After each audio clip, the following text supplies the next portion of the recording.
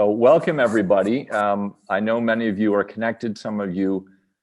Most of you have your cameras off. You're welcome to keep them off or on as you see fit. I'm very pleased to be hosting again our AMI Mining Coffee Chat. And with us this week, I'm very pleased to invite and have with us María Gómez of Anglo Gold Ashanti, based in Bogota, overseeing their important investments there. Carolina Ordonez, who's coming in from Bolivia and overseeing projects in Bolivia. And hopefully joining us soon will be Brent Bergeron of Pan American Silver. And what all of these three individuals have in common is they have storied careers in the area of corporate affairs. And as our introduction pointed out, and I think as everyone who's in the industry knows, above ground risk is the key deciding factor of really the success of most mining projects today.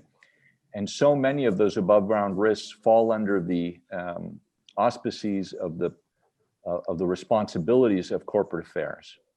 And so I, as somebody who has observed this industry now for about 15 years and worked with majors and miners, I've seen how these responsibilities have evolved and grown, and so much responsibility has changed. I mean, it used to be that mining, the risks were below ground, but now with the advancements of technology, so much of the unpredictability of what lies beneath the soil has been clarified, and the risk now really lies above ground. And both the investment host country as well as key stakeholders closer to the mine and what their needs are, their aspirations are, their fears are, and how that plays out. And of course, managing the relationship with all those key stakeholders is really the prime responsibility of corporate affairs and the different budgets that they oversee. For those of you who've joined in, I ask that you are welcome to pose questions. We will open up the floor a little bit later, but in the meantime, feel free to, in the chat mode, to pose your questions there. And as they come up, I will find time to insert them. But I'd like to begin by asking Anna, who entered the world of corporate affairs, like many in the field, with a legal background, but has dealt with quite a variety of industries, including consumer goods, the alcohol industry, the cement industry, and now mining. So the question that comes to mind, Anna, is, you know, how is it about the challenge of the corporate affairs in the mining industry? How do these compare with the other industries in which you work? And assuming there are differences, what makes corporate affairs in mining unique and uniquely challenging? Thank you, John, and thank you for the invitation. I'm really happy and glad to share the stage with Carolina and hopefully very soon with Brent, as well as having so many and familiar and non-familiar attendants here, but all very important and relevant people of the industry. Well, that's an interesting question, because yes, I have a tenure in particularly in industries that I like to call controversial industries. Yeah. So consumer good was, let's take out consumer good of this discussion and keep, well, maybe not at all, but let's focus on mining. Certainly. Yes, I have a tenure with spirits, with liquor, with diallo, as well as tobacco. I also work for the tobacco industry, yeah? And I would say that those industries are controversial, yeah, certainly controversial, because even though being them legal industry in I would say most of the countries around the world, yes, there's certain, I would say,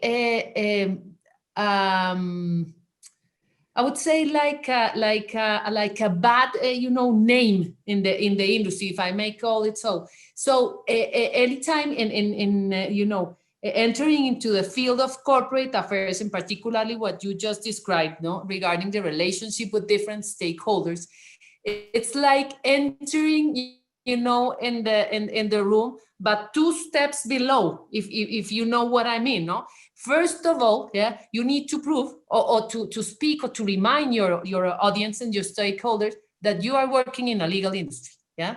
And that's, I would say that's the same thing for those 3 industries: mining, alcohol, spirits, and tobacco, yes? Because and I would say it's quite funny, even from a personal standpoint, when you introduce yourself to someone, yeah, where do you work? Yeah, I work in mining. The reaction immediately is, oh, no, you are destroying the environment, you are killing animals, you are poisoning people. So that's what I would say it's common. However, yes, and probably that's the reason why I keep, returning to these controversial industries, is because there's a lot of space, no, to do things and to be creative, yes, because being pointed out, yes, as a bad industry or bad business, there's a lot of room for being quite innovative, yes, and how to address the different topics with your different stakeholders, yeah. So I would say that's the common thing. What I would say makes mining very and quite special, yeah, in particular, is the scale of the fears, of the threats that are in the mind of the stakeholders, yeah. When you talk about spirits, alcohol, or tobacco, of course there's the human health issue, no? You are killing people, or you are poisoning people, or you are making people get alcoholic, yes, but and that's a serious issue. But when it comes to mining, the range and it's a wide range of fears, yeah, and preconceived ideas that people have on their mind. So there's certainly the challenge with mining, no? Being aware that you will enter into the relationship, owing them something. Yes, you are, just by default, you are in a and not that legal industry, yeah, and you are causing damage to whatever the good is. But also there's a positive thing, yeah.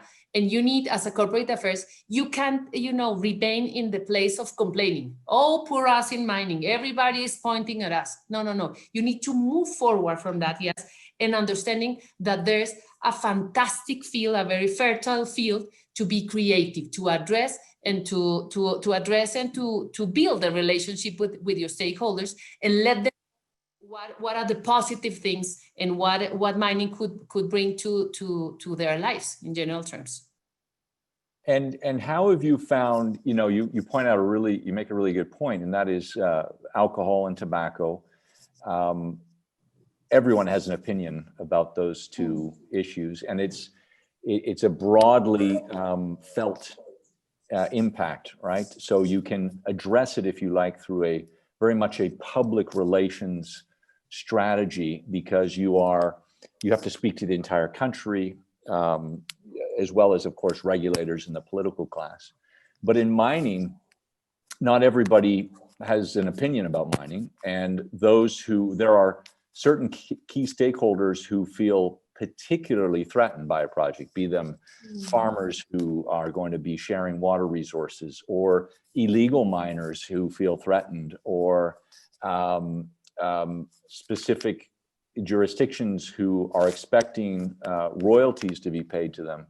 And so it's a very uneven set of stakeholders, right? Versus a broad-based consumer product. How do you adjust going from, tools that are dealing with a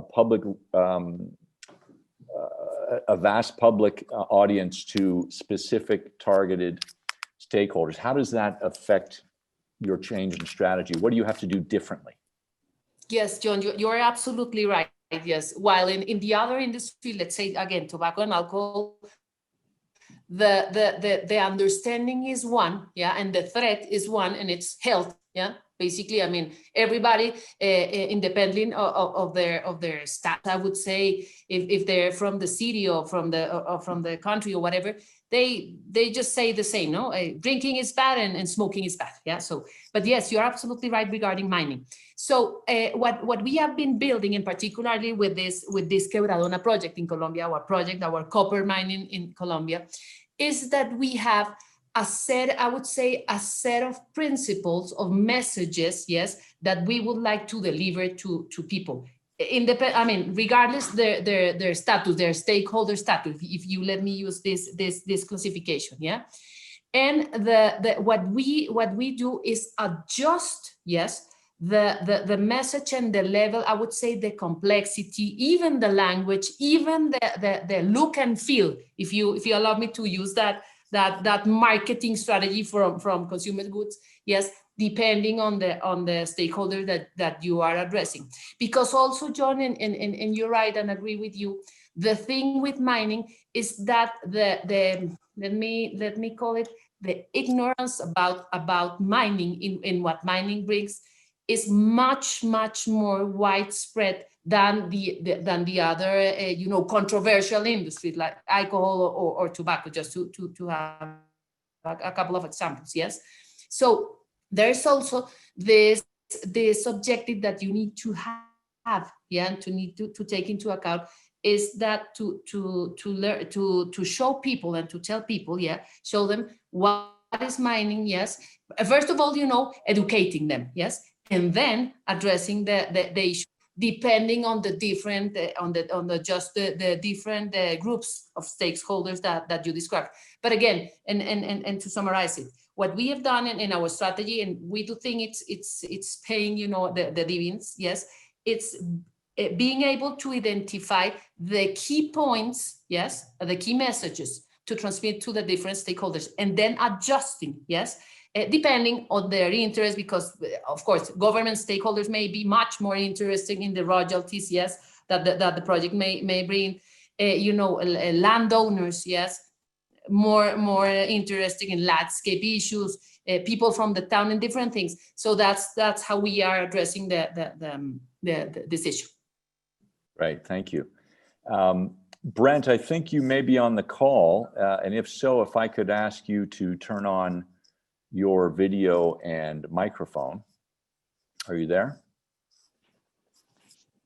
There he is. Yes, I'm here, finally. Sorry about that, everyone. Sir. No problem. Sorry, John. No problem. We, for those of you who are dialing in, we circulated amongst the panel a series of questions, and Brent was up next. So, Brent, you've spent over a decade looking at the pan-regionally in Latin America in a corporate affairs capacity, and I'm sure looked at multiple jurisdictions and dealt with a whole plethora of issues. But if you were to sort of look back when you first began looking at these issues, how have corporate affairs issues changed over the last decade? Which issues have become front and center, irrespective of geography, and which ones perhaps are less pressing today than they were a decade ago?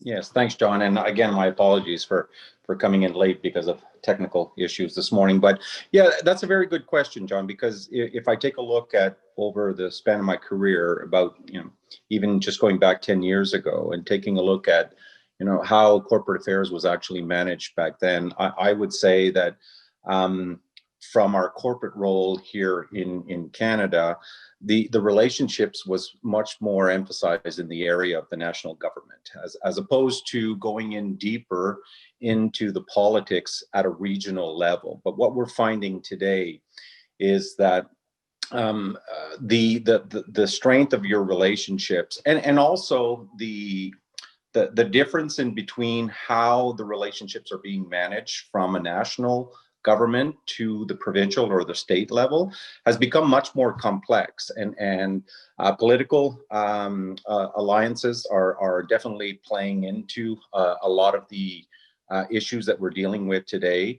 And even I would say that the redistribution of funding from the national government to different regions has become much more politicized, I would say, from what we see today, to the point where you're having to deal on a regional or provincial level with very specific issues, such as, I'll give a very good example of the eco tax that was brought into the state of Zacatecas in Mexico.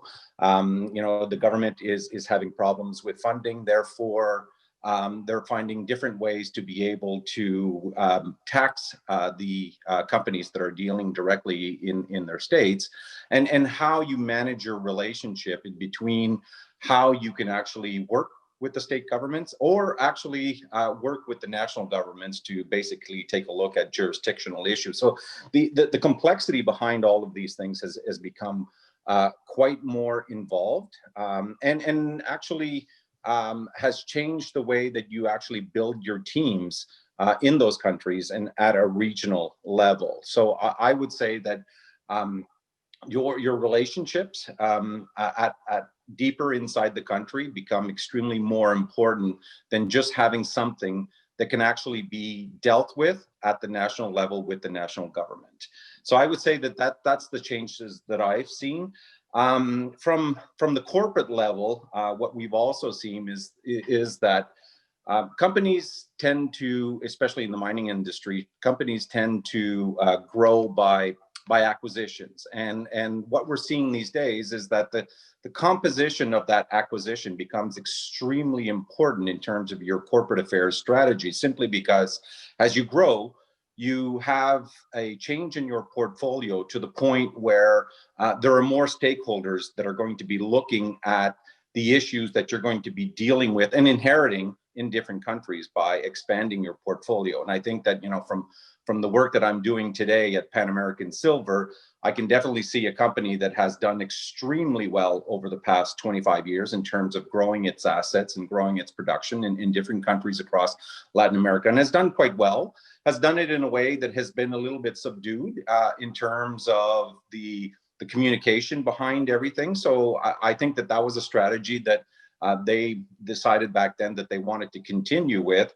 However, back in 2019, with the acquisition of Tahoe Resources, you definitely saw, number one, a change in the portfolio, concentration before in silver operations, and now, a balance in between silver and gold, whereby, different stakeholders start to take a look at the type of disclosure that you're going to be doing. And if you actually buy an asset that has historically had some very significant issues, whether it's community issues, government, or anything at all, I would say that increases the level of disclosure that the company needs to be able to do to basically demonstrate, number one, how it's going to manage these types of risks going forward.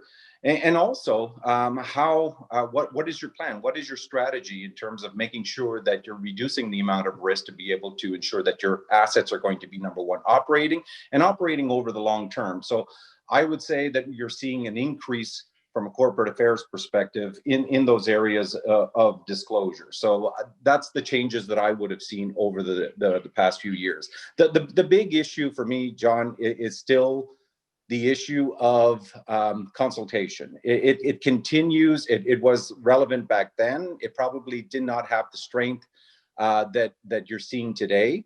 But given where things have gone in terms of how you consult with communities, how you consult with indigenous communities, you're definitely seeing more emphasis in the areas of how the company plans to move forward in these areas. And it's not an easy aspect of our work, simply because it doesn't just involve the company and the communities themselves. It involves other stakeholders, which are very important to the process, given the fact that, for example, governments have signed on to conventions such as ILO 169, and bringing all of these stakeholders together to be able to move a process forward that should not be politicized, but unfortunately they always are.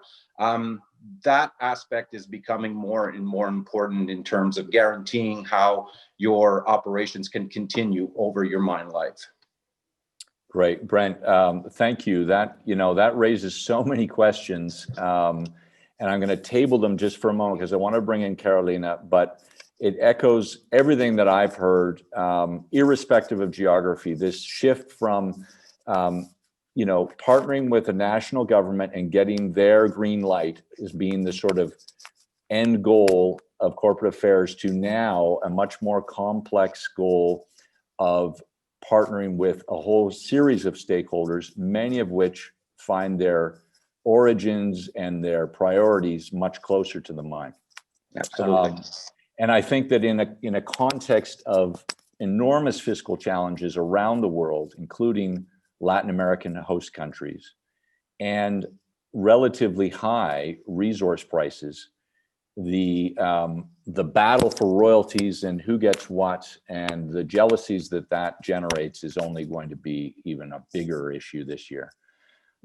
Carolina, you work with a junior mining company that has grown very quickly.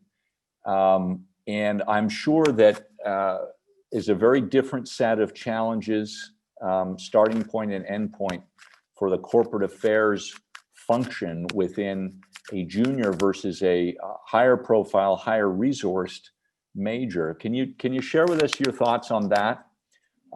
You've been in this industry a long time and you've seen the perspective of both the majors and the juniors. And I'm curious to know how corporate affairs, what it's like to operate in a junior company. Thank you, John. Again, thanks so much for the invitation. It's a pleasure to be to do this Zoom with Ana María and Brent in here, and obviously see some familiar faces, former colleagues, including some of the women in mining groups as well across Latin America. So excellent, and again, thanks so much for the invitation. To your question, I mean, certainly the advantage. I mean, first, I think one of the things I like to define is when we talked about high growth junior versus a better known or resource mining major. I mean, the way I see it is really is that, the companies at what stage they are. It's really is the prospecting, exploration aspect, the development, and then the production aspect, right? So that's how I really differentiate rather than calling them, a high growth junior. In our case, in a company of such, I will call it exploration, moving into the development aspect. And so what are the advantages, like you're asking, in a company of such on exploration and development? I mean, companies at that stage of, making after prospecting in order to make high investments, or acquisitions, we call it at this stage, they need to consider the entire business landscape, right? At an early stage. And that's what it will be an advantage for a company, entering into a country, is that geopolitical due diligence, I call it, earliest stage before making a higher investment. I mean, we're looking at projects there, millions of dollars that are invested in there. So you need to have that geopolitical early due diligence before entering into the country. There is also, another advantage, I guess, at that stage is that the need to understand, I call it non-market, non-environments, anything that is corporate affairs related, I call it non-market, and the market, I will say, basically is your investors aspect of it, which are, as I said, the geopolitics, and that's that. Ana María and Brent talked about that. That's basically the social, political, the regulatory forces in order to make those strategic investments at that stage. It also is an advantage, I say, is the early understanding, right, of the influence that, again, I call it non-market factors, that will have the advantage to anticipate the effects of politics and other non-market forces, right? This, at that earliest stage, the advantage is that you get help to anticipate and identify any potential risks, right? And opportunities to help and create any competitive advantage. So that will be more for I guess an exploration stage and development stage. Now, I guess the advantage for a mining major, for a company that is more in a production bigger scale, same situation. Right? I mean, they're looking into making investment acquisitions, mergers, So again, it goes back to that advantage to, to understand the geopolitical, right? And do again your geopolitical due diligence there. Again, is, especially when, any companies in the production are in the acquisition aspect. I mean, these are huge investments. I guess is analyze, right, and anticipate the same aspects of this, either for both an exploration development or a production company, right? Is to really anticipate any of the social, or any political regulatory forces that are out there.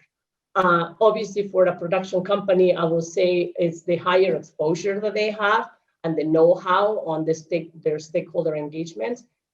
So that certainly it's an advantage for a company of such. Thanks, María. No, I wanted to ask you something. You raised a really good point, and that is it's not about the size of the company, it's about the stage of development of the mine. And in a conference that I attended a couple of years ago in Lima, had a really interesting conversation, a roundtable conversation around, specifically we built a breakout session for about 3 hours around community relations. And somebody raised the point, he said, long before you have a CSR budget, long before you even have a corporate affairs advisor on a specific project, you've got a couple of engineers going in there and doing exploration, and they are your first contact with that local community and how they comport themselves, what they say, how they describe the project in there, and what may be very informal conversations with either community leaders or even just anybody on the ground in that community is going to begin to set the stage of how the project is perceived. Correct. So with that in mind, do you work with those, those exploration engineers who are going in with a very technical mindset, looking at a landscape from a purely geological point of view?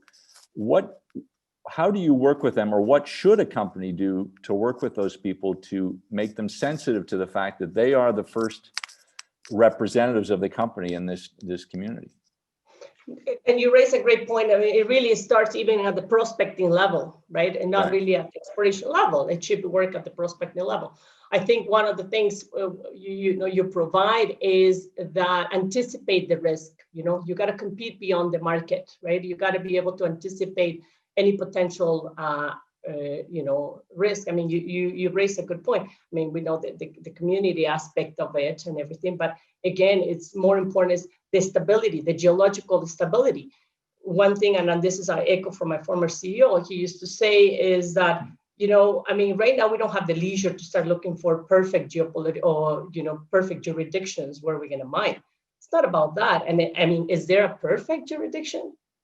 I don't think so. I mean, look at the States, right? I mean, look at situations in Canada. So there is no perfect jurisdiction. So you have to be able to anticipate that at an early stage, and navigate the area to understand, those issues, those political issues, right, that you're going to be confronting, and be able to figure it out ways on, how to create those relationships. I mean, we call that the relationship between the community aspect, the government aspect, and the company aspect, how they can work together. And again, so that's something that had to be done at the early stage. For companies, I mean, and again, I think the role in corporate affairs is at the stage to be able to provide that information, to the senior level, to anticipate any potential risk that the company could be facing, economic, political situations as well that the country is facing that could have an impact as well on the company and the necessities. And I mean, we're probably going to talk about this later on like what we're facing even this year post-COVID, right? With those necessities, etc. Sure. There's something else that you asked earlier, and I think I just wanted to bring that up just as quickly, is that the challenges, right? What are those challenges for exploration companies as well, and that we see, and also for mining production companies? And I think one of the challenges too, also because at this stage, is that, I mean, we have to cultivate from scratch. Right? We have to cultivate from start. We have to be able to identify, and there's obviously sometimes at that stage is the lack of frameworks, right? But for a production company, maybe a challenge will be more into navigate the politics of disruptive innovation. I think that's one of the things that Brent and María brought it up, right? And how they manage the politics on that disruptive innovation in comparison to a company that is exploration, entering into development. Sure. Well, this issue has already generated some interesting comments from the audience. At this stage, I've asked each of you to provide comments representing your sort of unique points of view. I'd like from this point on it to be an open panel discussion. I'm going to start with one question, and then please, audience, feel free to pose questions. Probably the most orderly way would be through the chat button. But as I've pointed out in the preamble to our discussion today, we're in a uniquely challenging situation where across Latin America and frankly around the world, the fiscal situation in almost every host country is dire, where fiscal deficits are 3 to 4 to 5 times the norm. Many of the traditional sources of taxation, be it energy or in Latin America, there's a strong reliance on sales taxes as opposed to income taxes. Sales taxes obviously have been hurt very badly by a service sector that is being locked down. And this puts renewed pressure from a taxation point of view on mining. And it's not just governments and national governments, but also local governments that aren't getting the royalty pass-throughs. And this has happened time and time again. This is now my 6th economic downturn in Latin America since 1992. And every time this happens, the transfer of royalties somehow stop. And so who gets hurt the most? The local governments who rely upon those royalties. We've seen this. This is sometimes just by way of excuses and not getting the money there, but also sometimes it's legislated, like in the case of Mexico, where they basically, the Anglo government took that money and decided they would put it into education, which means they can use it how they see fit. But this is a real challenge. So given this background, this COVID fiscal challenge, high resource prices, within the purview of corporate affairs today in mining companies, which of the many functions that you oversee are going to be most tested this year, 2021, and why? And I open it to any of you to respond. Okay, John, may I? Sure, please. Yes. So yes, I mean, you're absolutely right. And the analysis you're making is to the point. I mean, this we can expect, a lot of those situations, particularly, the government changing the destination of the royalties. Yes. But on that specific point, yes, there's, I would say, there's a little bit of room or space probably to have this conversations with the government. But at the end of the day, they will issue the regulation or the measure or the whatever that they want to take to change or to distribute the royalties in a different way. So I would say that the challenge for the mining companies is the relationship with the stakeholders and particularly with the community, yes? Because, and I would like to relate this to a great question that was posted by Nick Copeland. Thank you, Nick, for the question, yes. Is how to manage, yes, the situation of not falling into the temptation of being assistentialist, yes, or go directly to the charity, yes, because that's an easy thing to do. And and mining companies, they do have large budgets to do that, yes. However, not infinite budgets to do that, yes. But I mean, I don't need to explain to this audience why that is not a recommendable way to approach the relationship. But again, the challenge would be in how to manage the relationship with the community, because it's very, I mean, their position is very common. Say, okay, the government is not giving me the money, yes, the royalties, no. And even with the local governments, the mayor of the towns, particularly here in Latin America, yes, but also the community saying to you, okay, Where's I mean, we need you to assist us. Yes, it's like I would say, even they enter in like a child-parent relationship. Yes, saying you need to give me, and you are supposed to give me what I need. Yes, so regarding this to the question that Nick posted, yes, and how to deal with the pressure, yes, that the COVID situation is imposing in the industry and the communities, all over around the world to everybody, yes. Particularly what we have, we had, extended and deep discussions, inside the company on how to address this, yes, because again, the first instinct, and I would say even the human instinct of helping the one that is falling into this race, we develop a program, yes, in basically two phases, yes. First of all was to attend the emergency, yes. So there was, if Nick, if I may use your words, some kind of charity, with the people, with the affected people in the town where our project is located. So we distributed, food, and we improved the internet capacity of the town, and make a lot of, those kind of I would say assistentialist, activities, yes. But it has a limit. It was just 1.5 months, yes? And we communicate that to the people, yes? So our first approach is, yes, we are here and we will help you, surpassing the first, emergency and the urgency that you have, yes? But later on, yes, the second phase, and that's the phase where we have been spending most of the year, yes, is how to enable the community to generate again, yes, and to reinvent. No, that's a word that everybody is using nowadays around the world. How to reinvent themselves so that they are able to generate again their means, and their well-being. So we suspended, that assistentialism and the charity and all those helps, yes, and rather we institute programs like anticipated purchase to some of our suppliers. We've been there in the town, with some, education and training, yeah, on how to start a business and how to associate, different groups of the community, how to associate to produce again and to be able to recover by themselves. Nothing different than what sustainability is, yes.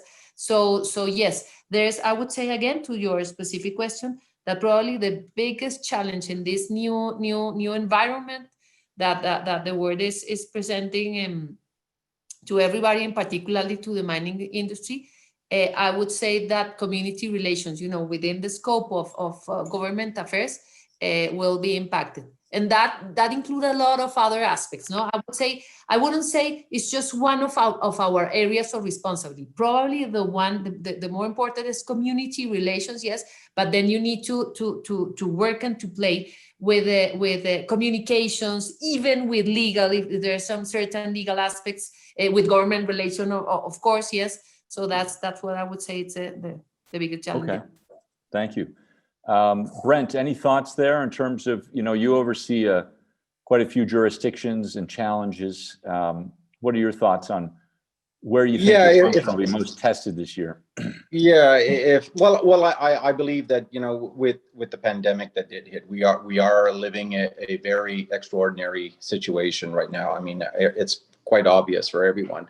And I would say that, when I take a look at, the actions that our company has done in at the very local level, and moving out from there also with respect to the COVID pandemic, I'm extremely proud to see how our community teams have really gone out and listened to the concerns in terms of what people were really needing in terms of being able to simply survive.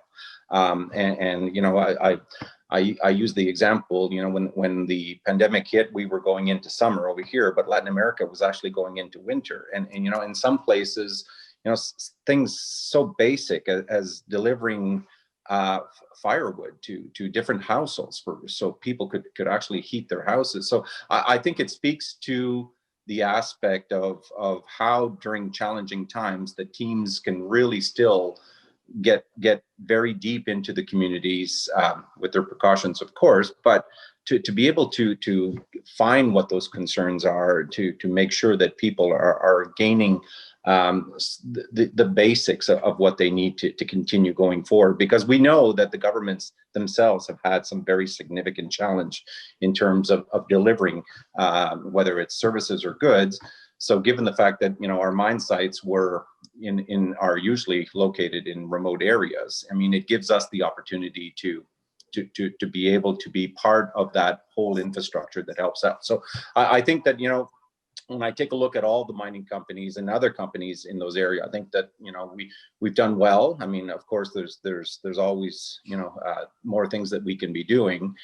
Now going forward, I don't think that the focus has been taken off with respect to the pandemic yet. I think that, that there's going to be a time of fiscal problems that are going to be coming up within the next year or two.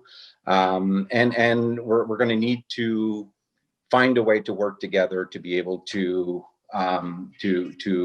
help governments in terms of being able to manage this difficult situation. And I see this from mining companies, from the mining industry. I see this as going to be probably our next biggest challenge.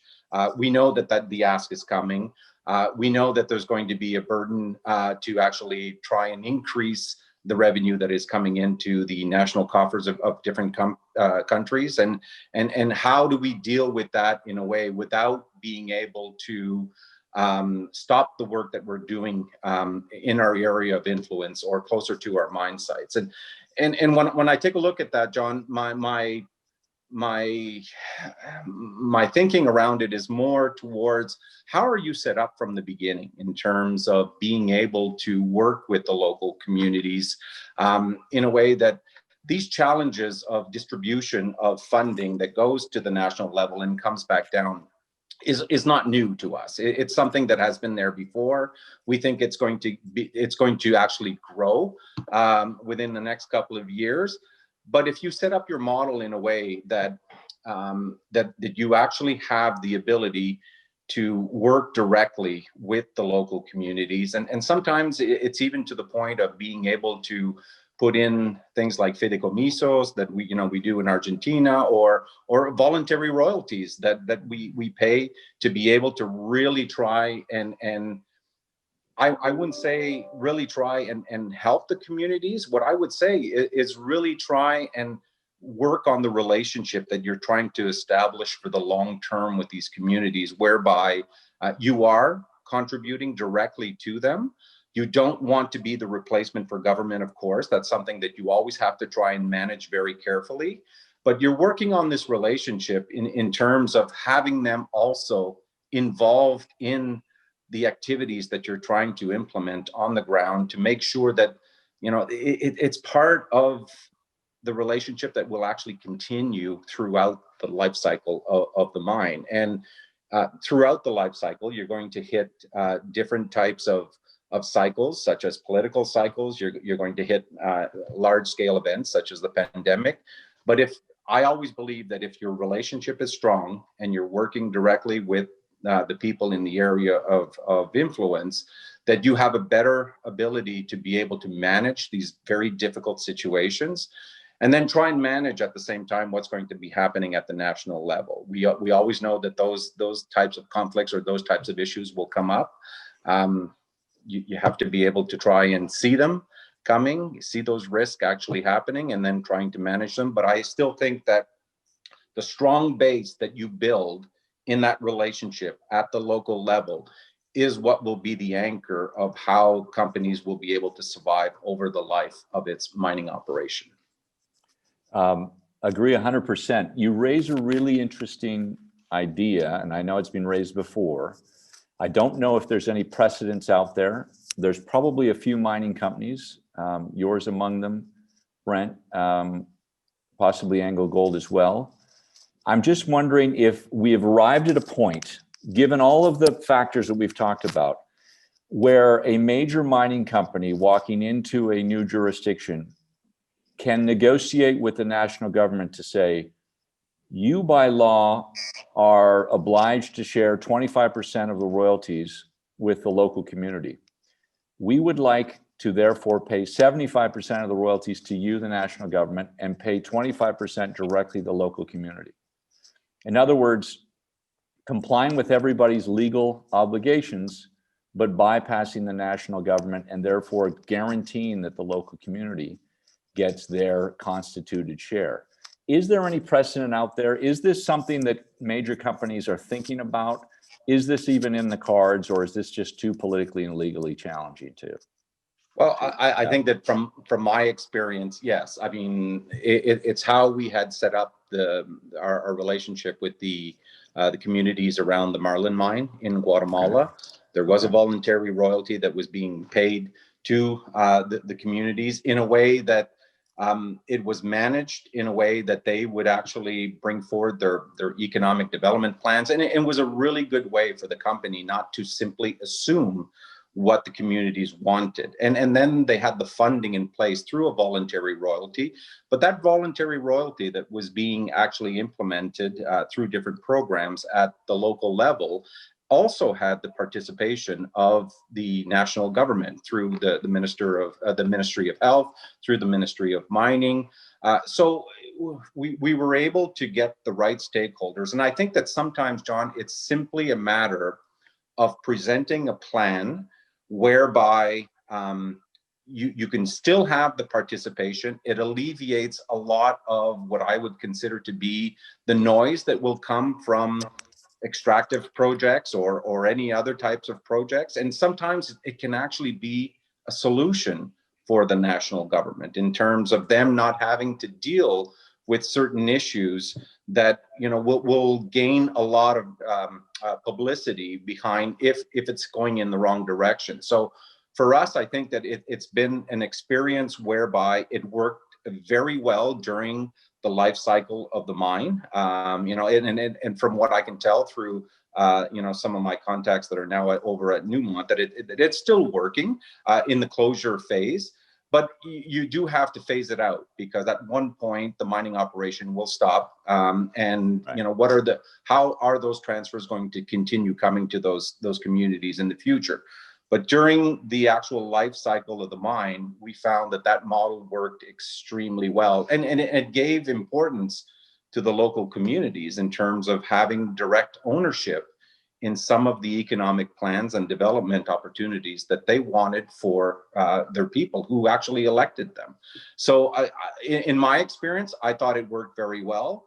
I did have another experience in Argentina where a fideicomiso was put in place with the local community in conjunction with an international organization. At the time, it was the Inter-American Development Bank. And again, you can bring in these partnerships in place to be able to build that capacity, give people ownership in terms of how their development will take place in the future. And they have a source of funding that is there, that is coming from the mining operation, which in these days, it may actually be a bit more guaranteed than coming from the national level. Great, thank you. Carolina, same question to you. Which sort of functions do you think will be tested this year? And I'm going to add also a really good question from John Williams, where he asks, how do you maintain or improve a relationship with the local community and local authorities when a company is acquired or merged into another company? So you've got a whole new set of people in charge of the corporate affairs and community relations suddenly. So, but first of all, I know you've got heaps of experience in Bolivia, which has got its own unique challenges. So love to hear your point of view on what you think will be tested this year. I just wanted to just make a comment on this, and Brent brought it up, we're dealing with the climate as well, the upper, under the equator. Just right now, I'm in the middle of a small town, a rural, away from the city. So I'm just dealing with some bugs around. So if you see me waving, it's because I got some mosquitoes around. But yeah, no, I think it's a summary between what Ana María and Brent, said earlier regarding the functions that they're going to be more tested this year. Obviously, as Ana María said, it's going to be a lot of opportunities to create new alliances. There's no question on that, right? Post-COVID, especially in Latin American countries where there are new governments. I mean, especially in situation of Bolivia, people are seeing it as a new government. Essentially, it's not. It's basically, we're going by, it's the same. It's obviously a new president. It was a former minister of finance who now is the president of Bolivia. So it's, for the last 14 years. So it's sort of the new, and I guess the same situation with Peru, etc. But there is, I think post-COVID, the functions are going to be, again, a great opportunity to create those new alliances. There will be great new ways to create more value, to, differentiate company and build what I said earlier, the competitive advantage. I also see opportunity to policy reforms. I think that this is going to be a good time to, yes, there's going to be necessities, economic necessities, of course, but it's also a good way to say, okay, well, how do we find a win-win, right? And create policies that they could be win-win for this, what I said earlier, the tripartite, which I call it the triangle between communities, government, and companies, right? So I think that will be something will be tested this year. And I see a good opportunity there to work together, right? To work together with what even Brent mentioned earlier, right? To work with the government and finding out what the necessities are, with the community as well, right? But work together at the national level. And the same thing on the question. That leads to the question that, you had earlier, how to improve. At the earliest stage, you get to define, right, the necessities of those stakeholders, those non-market stakeholders, which is really essentially the community, and bring that up onto a national level and work together, right? Work together and make sure that's basically the win-win. So I think, again, as we know, this business is going to be political. It has always been, and is likely going to be more political, right? More so in Latin America.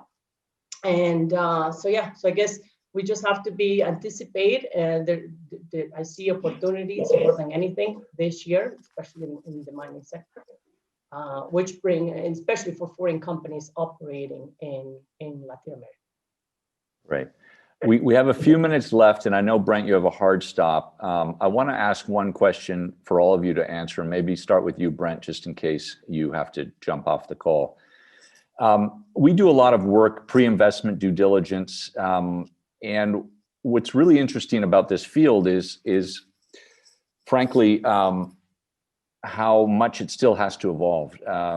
Financiers, I think, have been slow to adopt a better understanding of these ESG issues, and to try to quantify them and to try to translate them into what does it mean? How do I discount these risks against the economics of a project? And one of the really interesting intangibles that I've seen is national mining culture. Does it exist? You go to a country like Guyana, and it doesn't matter who's in power. There is an understanding that the country relies on mining. It's 25% of its exports. And it doesn't matter if it's left-wing, right-wing, the Afro-Guyanese party or the Indo-Guyanese party, everybody supports mining. The whole country supports mining. You go to Chile, it's not quite as universal in its support, but there's a lot of support. And certainly amongst the political class, there's an understanding that mining is a necessary industry to help pay for the national development. Then you go to a country like Colombia, where the political class has almost no understanding of both the economics of mining, as well as the development impact of mining, as well as the environmental and labor impacts it has. And in some aspects of mining, particularly gold, there's a terrible association with some of the most illicit portions of that country's economy.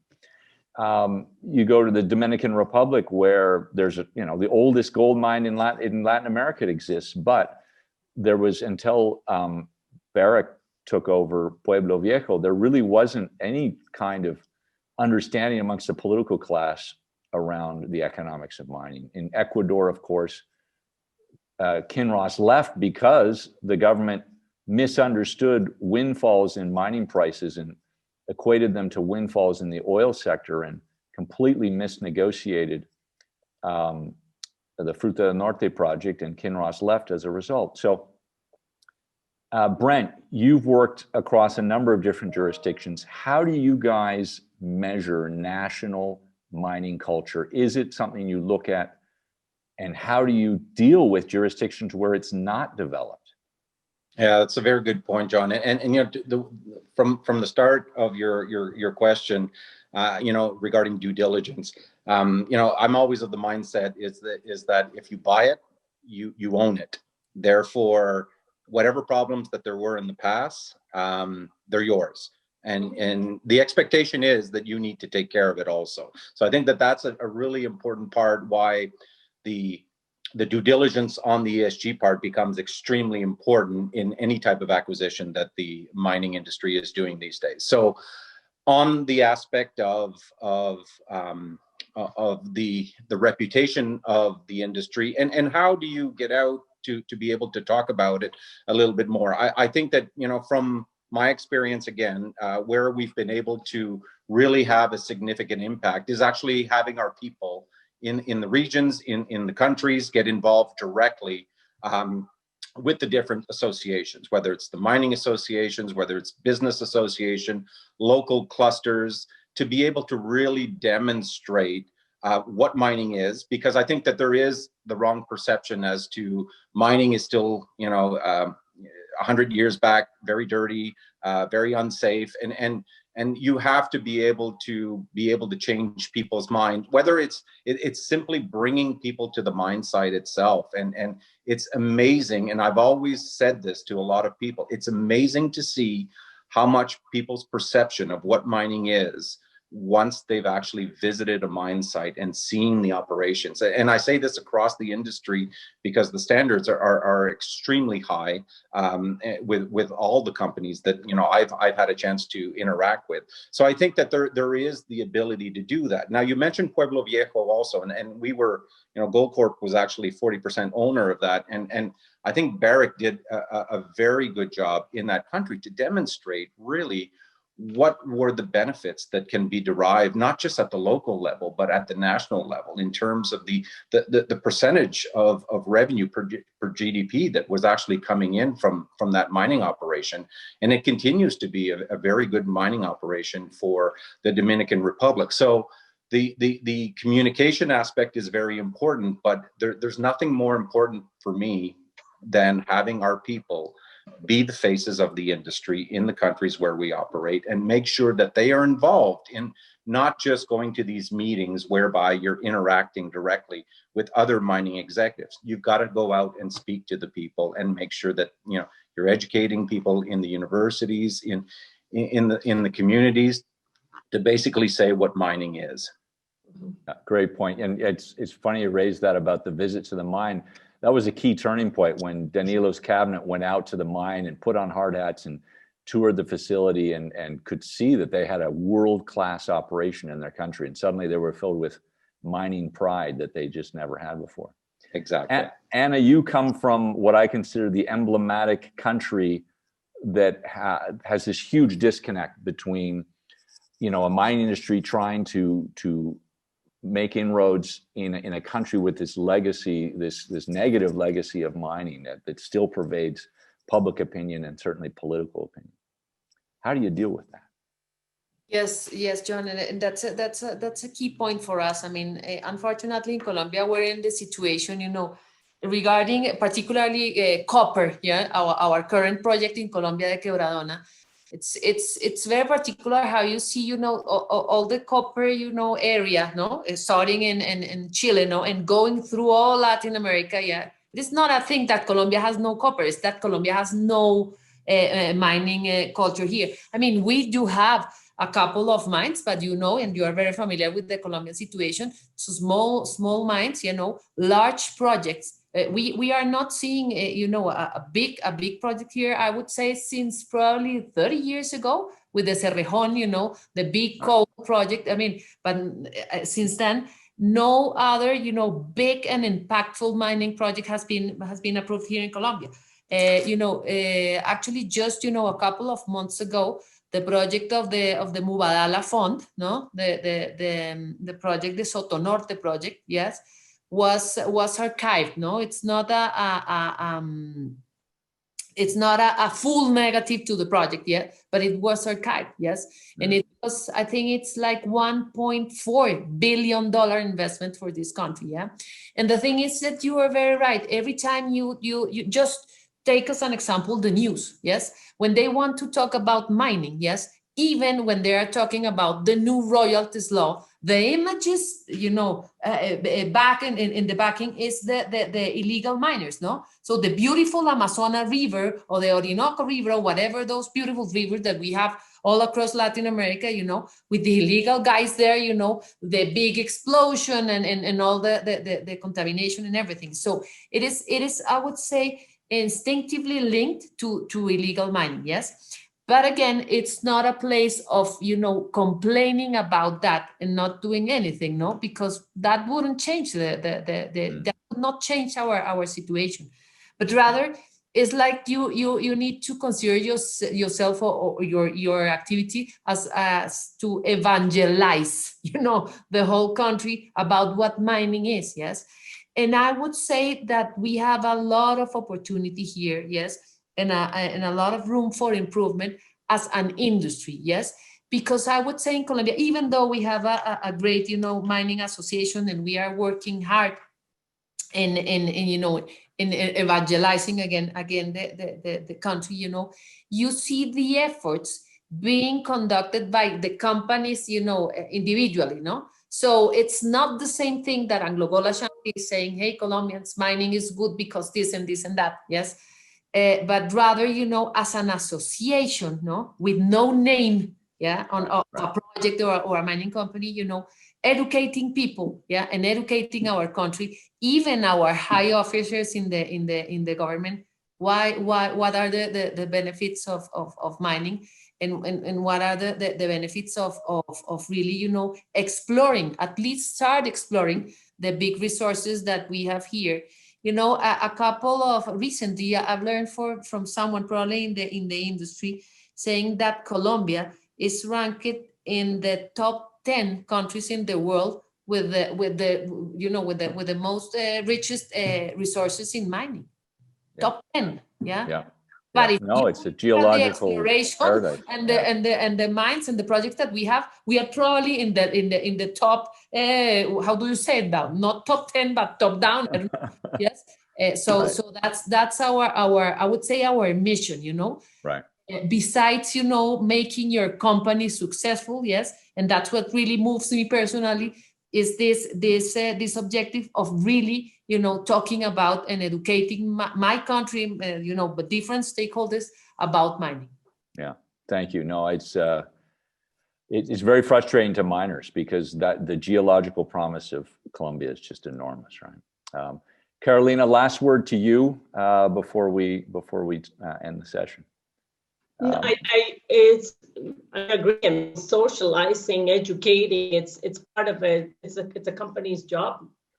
On the importance of the what mining brings to the table. Like I said, and exploration development is the microeconomic and macroeconomic impact that brings to the country. And so that needs to be socialized. And we need to do, there's a lot more that, that unfortunately, again, people still have that negative stigma, especially in Latin America with the, colonization back in the 1500s. I mean, people still think that way. And so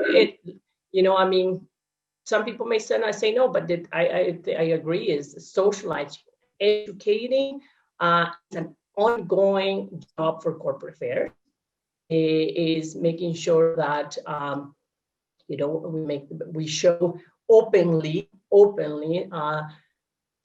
also the benefits the mining brings to, especially exploration and development, into the regions we're operating in the micro aspect, right? From the benefits of the community, also at the region we're operating, and also and then the risk, right? The risk it also has, especially in the exploration, where it's all about the investment at this point. It's all about injecting money into the country, right? So that needs to be fully socialized and educated, and that should be an ongoing. But as I said earlier, right? I also see that the importance of corporate affairs role going forward. I mean, we're seeing how this business is political and is, as I said, is going to be more political in the years ahead. So social and political space surrounding businesses certainly, is challenging, but above everything, it's full of opportunities. Right, thank you. We're going to end the session there. Needless to say, we could keep talking for quite some time. I want to thank Anna, and I want to thank Carolina and Brent, who had to leave at the top of the hour, for sharing your insight, sharing your experiences with us. It's been enormously enriching. Thank you all. And thank you to our audience for your questions, for your comments. Donald, you always have great comments. Thank you. And look forward to meeting with you again. The next meeting will resume at the first Tuesday of the month, so that'll be February the 2nd. And we'll be announcing our next panel for that. But again, thank you everyone for today. We have recorded this conversation, and with the permission of our panel, we will post that on our website so people can re-listen to this, and any of you can share it, of course, or edit it as you see fit and share it. But really, it's been a wonderful conversation. I wish you all the best. Those of you working in the corporate affairs field, this is going to be a very busy year. I'm pretty sure of that. So best of luck with that, and look forward to staying in touch. Thanks again.